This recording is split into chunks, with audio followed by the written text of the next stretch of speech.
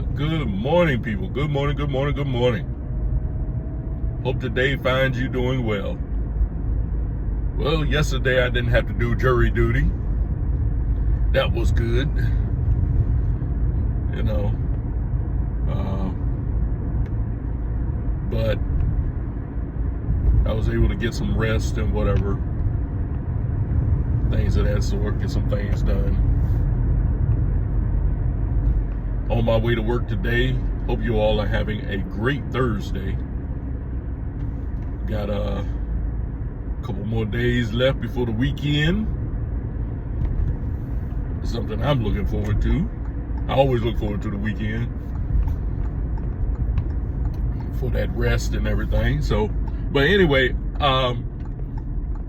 this was sparked by a conversation I had with this lady yesterday who works in a daycare.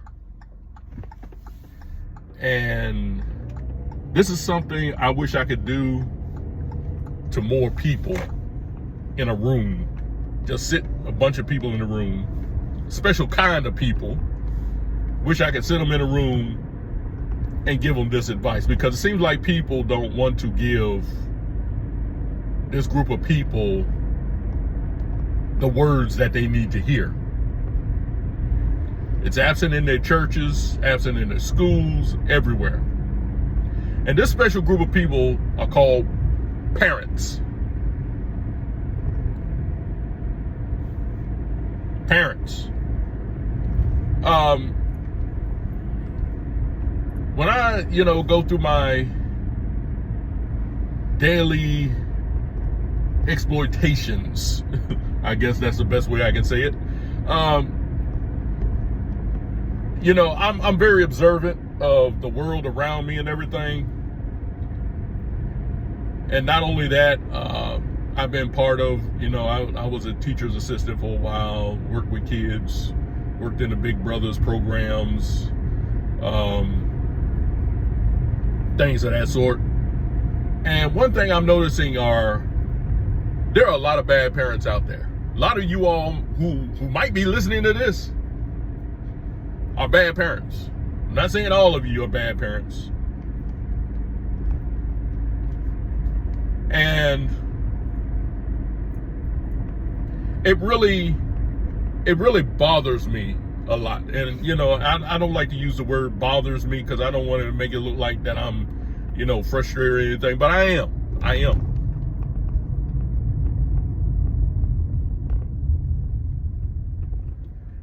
Because a lot of you all are just baby producers, but you're not parents. You just let your kids go through life. You don't give them any discipline. And the discipline you do give them is usually over the top.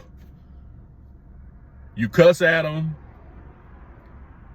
They got a runny nose or untied shoestring, you slap them upside the head and everything, stuff like that. That's not being a parent. I think there is a reason why parent and patience start with the same letter of the alphabet. And parenting is something that people shouldn't be taking lightly. Now, I haven't been graced to be a parent. It's one of the sad things in my life that I've never raised any kids, unless it's through adoption. I probably will never have kids. And it's one of the things, because I really wanted to show people how a parent is supposed to be. Now, despite what the LGBTQ says and everything, a parent consists of a man and a woman, a mother and a father. And these people are supposed to work in union to raise their children. And in order to do that, there are certain sacrifices that need to be made. You can't go out with the fellas like you used to. You can't party hardy like you used to when you were a kid or something like that. There are certain sacrifices that need to be made in order for you to be a parent. And I'm noticing a lot of parents don't want to take those sacrifices.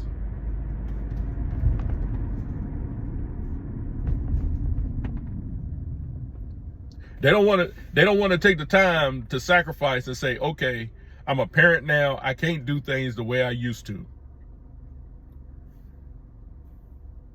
And I think the problem with our kids today is that their parents haven't grown up. Their parents haven't matured. Their parents haven't matured mentally. And I see it all the time. Now, this lady in the daycare,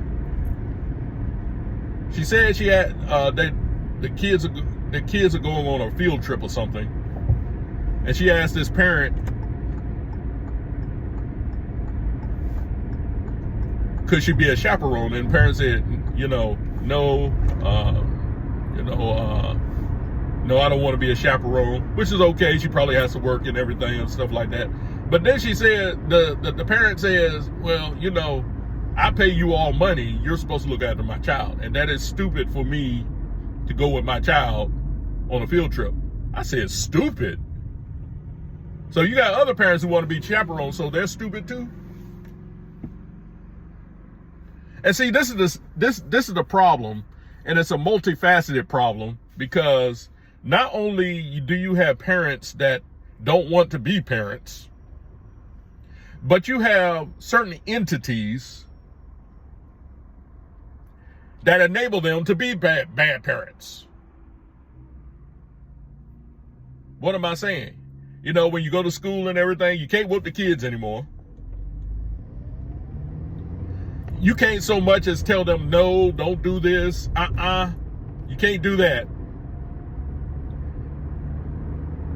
And when a parent has an issue with a teacher, school administrators will take the side of the parent and not the teacher. The teacher could be innocent, but it's a reverse of our justice system. The teacher is guilty until proven innocent. They'll listen to the parents. Well, I don't like the way this person talked to my child. This person did this to my child, and they will believe the parents. Folks, I'm very passionate about this, because this is why our kids grow up to be little terrorists, terrorizing their classrooms, terrorizing their neighborhoods. And we let parents, oh, okay, yeah, let me stroke your ego, Mrs. Parent. And it's usually the single mothers. But you got some single dads they act up too.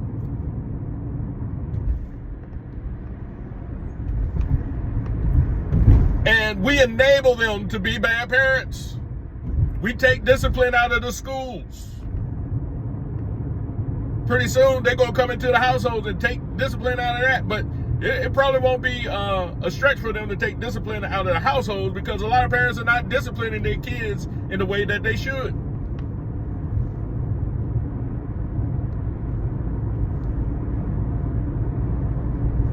I remember this lady was telling me that during COVID, this daycare was taking in some kids that were already in elementary school. They were coming to the daycare, and these kids had the remote learning. Y'all remember that? That mess? And she said there were certain kids that would come in and they would get right into it. Open up their laptop, type in the password, get right to remote learning. But then there was another group of kids every single day. They would come in, their computers wouldn't be charged up. They wouldn't have a charger for their computer, and they didn't know their password. Every single day. She told me, said every single day, it's the same thing with them. And then their boss, their director would get mad at the teachers because the kids, they say, well, you all need to bring in a charger so when these kids don't have to. Wait a minute. Oh, wait, whoa, wait a minute. So you mean to tell me that you're not going to get on the parents and tell them, hey, when little Johnny and little Susie come home every day, they need to plug in their computers so that they'll be charged the next morning. And I'm sitting there like, wait a minute. When did this become the teacher's responsibility? Now, given this is in a Christian school. This is in a Christian school. And they would get mad at the teachers because they didn't have a charger just in case these kids. Nah.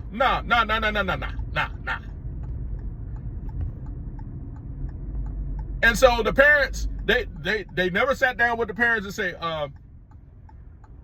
Mr. Mrs. Johnson, whatever. We noticed that every time your child comes in here, they don't have their computers charged. They don't know their password.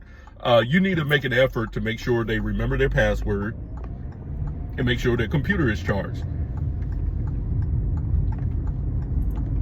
But they don't do that. So they enable the parents to be bad parents. Let's cut them some slack. No, you're supposed to be a parent.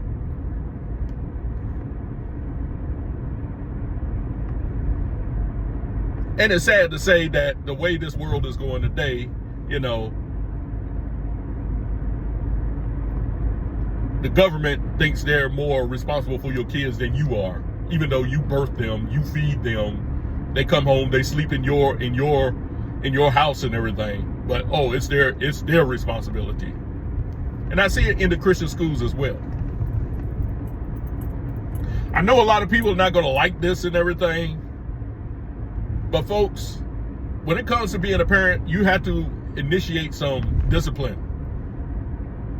I do believe in spanking. I don't believe in going wild and crazy on your kids like the Tasmanian devil, but I do believe in spanking.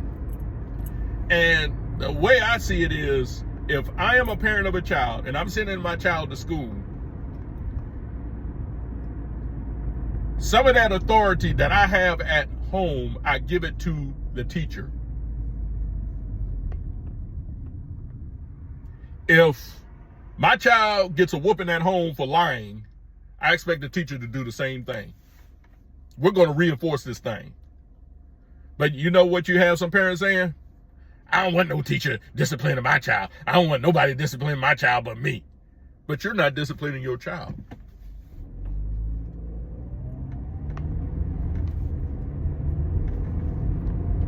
And then when something bad happens to your child, all of a sudden you're like, oh, my baby. Oh, my baby. I was listening to, I heard that case about the elderly man who was at home, and these three little thugs, I think they were like 15 years old. They decided they wanted to break into this man's house. They probably were casing the joint, said, oh, this will be easy. That man is a old dude and we could go in there and, do whatever. Now, given the thugs fired first, but they didn't know that the man had a pepper shaker. And he started sprinkling these rascals with pepper.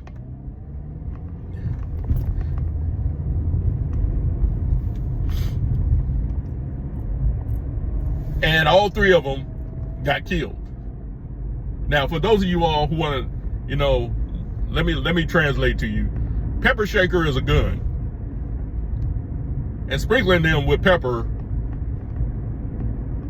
is shooting that gun. That's what I mean, I come up with these, I guess you call them anecdotes. But he sprinkles them with pepper, all three of them die. Now the parents want to sue the homemaker for killing their kids.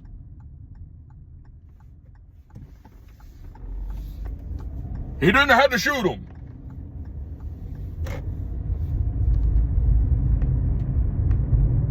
He didn't have to shoot them. Of course, these families were black. Of course, they were black. And I believe all three of them had single mothers, if I'm correct. If I'm not, just correct me on that. And they're up there just crying, ooh, ooh. But your little thuggy children come up there with masks. They're armed. They're 15 years old. What is a 15-year-old doing with a gun? Trying to rob somebody. You know how they say, you play stupid games, you win stupid prizes? Well, that's what happened to them. Now, where was this, oh, my baby, when you were raising that child? When your child was being a little terrorist at school?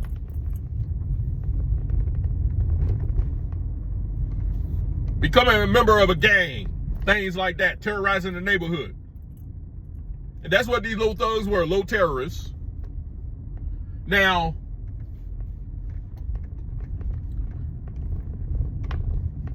what if the homeowner had gotten killed by these rascals? What would you have said then? I know the scenario. Police would come, arrest them.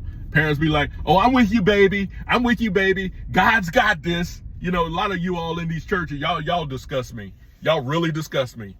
Your child is clearly guilty, but you say, God's got this. Yeah, he does. Them police, and God sent them police officers to get your child. God's got this. Yeah, he's got it. Yeah, your child is guilty as sin. Get this. I got my nose running a little bit. Your child's guilty of sin. I remember another case of a this was a 20-year-old girl here in Durham. She was traveling at 60 miles per hour on this road that you're supposed to. I think the speed limit was like 40, or I think it was 35. She ran through it. She ran through a traffic light. She was on her way to work. And she sped right through the traffic light. Hit a pedestrian, killed the pedestrian. And first of all, it was a hit and run. They found her like 2-3 hours later. And I don't know how this was a couple of years ago. And so her mother's like, you know, oh, we got this. And then she want to make excuses that, oh, the light was malfunctioning. No, it wasn't. It wasn't malfunctioning. You just want to make excuses for your child. Instead of saying, you know what? I taught you better than this. But she, you know, going into the, oh yeah, God's got this. We got this, baby. Y'all, see, this is why your amens and your hallelujahs don't impress me anymore. Because a lot of you all take them hallelujahs and everything and amens and, oh, thank you, Jesus, and everything. I'm not impressed with that. No, I'm a believer. Yes, I am. I'm a Christian. But a lot of you all, y'all just take this stuff to the max. You know your child is guilty. But you want to take up for your child. Oh, that's my baby. No, your baby is a little thug. Your baby is a little terrorist. And you need to tell them, hey, look, I taught you better than this. But, you know, they can't do that because they didn't teach them better. They can't do that. And there was another case that's been on my mind for almost 10 years now. These 3 girls in Florida, 15 years old. One of them had already been, one of them had already been convicted of stealing a car. But they're out on a school night They're out on a school night, 4 o'clock in the morning. 15 years old. They're supposed to be at home. The parents even, one of the parents even said, yeah, we saw them girls several hours earlier. And I'm like, well, what are they doing out at 4 o'clock in the morning? So they were out and about, and some guy picks them up. And while this guy goes into a store to pick up a TV or something, the girls decided, hey, let's steal his car. So they stole the car. There's 3 girls now. They steal the car. And the guy comes out, says, where's my car? Oh my goodness, those girls stole my car. So he calls the police. The police find the girls, and they go on a high-speed chase. Next thing you know, the girls turn into a graveyard. And they're trying to get back to the highway, and they try to cut through the graveyard. But what they didn't understand was that there was a pond in that graveyard. And if you ever been to Florida, you see these ponds everywhere, you know. But they cut through the graveyard, and they fell into the pond. They crashed into the pond. The pond was, I think it was like 20 feet deep. The car sank. Now, the police officers were going to try to rescue the girls, but you all know Florida. Florida has water moccasins, it has alligators, and they could only go in so far. The mud was real deep and everything. And you could see the video of the police officer saying, yeah, I think I still hear them screaming in the car. All 3 of those girls drowned. Now, their parents came up, all of them single mothers, not a father in sight. Not a father in sight. They're like, well, why didn't you rescue our babies? And, you know, rumor is that, oh, they didn't rescue them because they were black. Oh, boy. I got severe black fatigue, folks. But anyway, they had they showed them on the news. One lady, she had a pink bonnet on her head or something like that, and she's like, you know, they said that my child, she served her time for stealing the car, and y'all make it like she's a known criminal. Well, she is. She stole another car, and it ended up with her losing her life.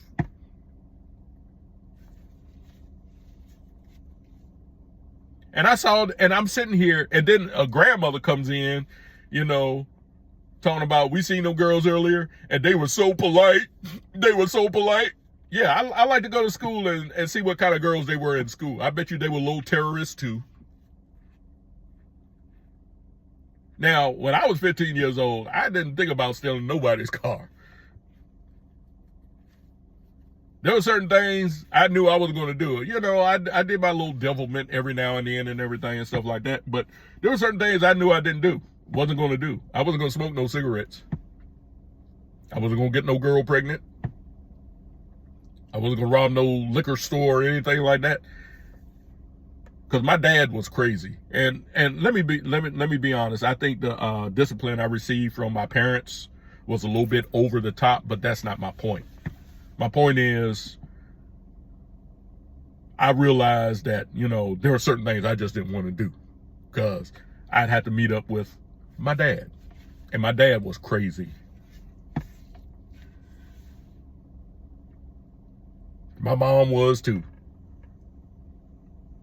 But I'm seeing, you know, a lot of people just don't want to be parents. They'll birth their kids, but they don't want to take the responsibility of raising their kids. And, you know, folks, stop it with the, it takes a village. Stop it. Stop it. Because if the parents believe in a certain type of discipline and the village believes something different, who you gonna go with? It takes a village. It takes a village. Yeah, y'all can throw around that little Hillary Clinton anecdote all you want to. It does not take a village. It takes parents to raise a child.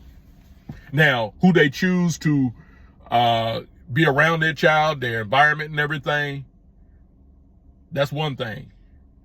But it's the parents responsibility who teaches that child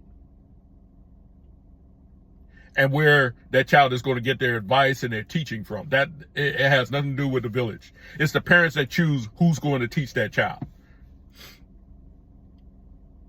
Ultimately, it's the parents that raise that child. So that it takes a village garbage, throw it out. It stinks. It needs to go to the city dump.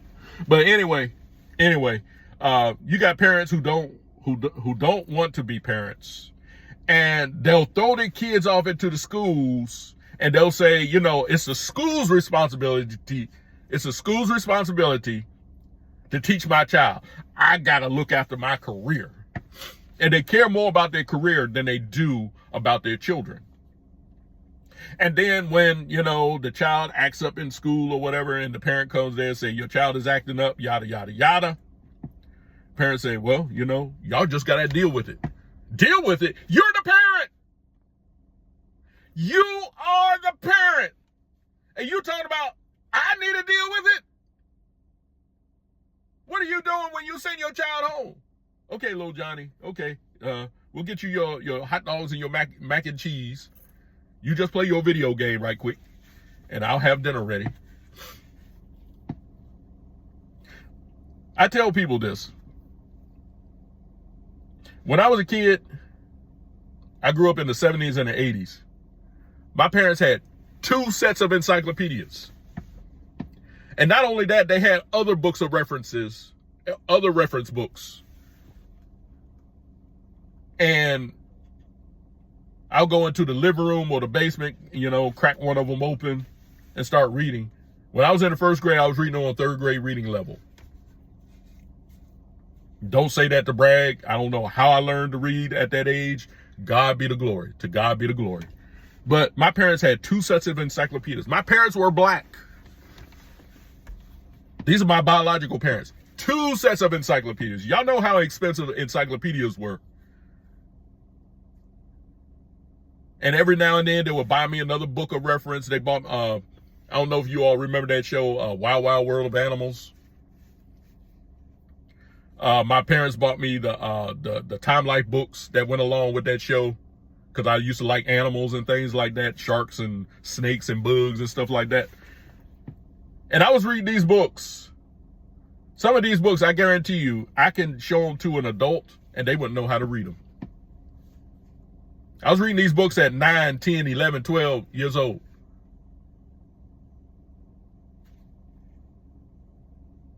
Like I said, I grew up in the 70s and the 80s. So when people start saying, oh, they're trying to set black people back and everything, the school I went to was about half black and half white. And I was out reading everybody in my class. I was on a 3rd grade reading level. So don't give me that garbage. Don't give me that. But anyway, you have parents not wanting to be parents. The child makes a bad grade. They want to get mad at the teacher. But you're not making your household conducive to their learning. Like, okay, little Johnny, you're going to come in, you're going to hang up your coat, and you're going to do your homework. Now, I'll be honest with you. I don't believe in homework anymore. I don't, but I digress. Come in, get your work done. Okay, what did you learn in school today? Okay, after dinner, I want you to read a chapter out of this book. Nah, you don't have parents doing that. You know why? Because they don't do it. One child, I remember I was in the school and this child said, books are boring. I don't like books. And I said, she probably got that from her parent. And I said parent because she was the daughter of a single mother. But parents, you all need to step up to the plate and stop trying to absolve yourself of your responsibility to your kids. These are your kids. Now, if you didn't want to be a parent, you could have put them up for adoption. So someone who could be a parent would be a parent to them. Because a lot of you really suck at being parents. And I hate to say that. I really hate to say that. And it really hurts me because I'm not a parent. But you guys, you all out there, call yourselves parents. Stop putting the burden of responsibility on the teachers. If you're not willing to be a parent to your kids, don't expect the teachers to be willing to teach them. I'll leave that with you. I'm Vincent E. Brown. I'm signing off.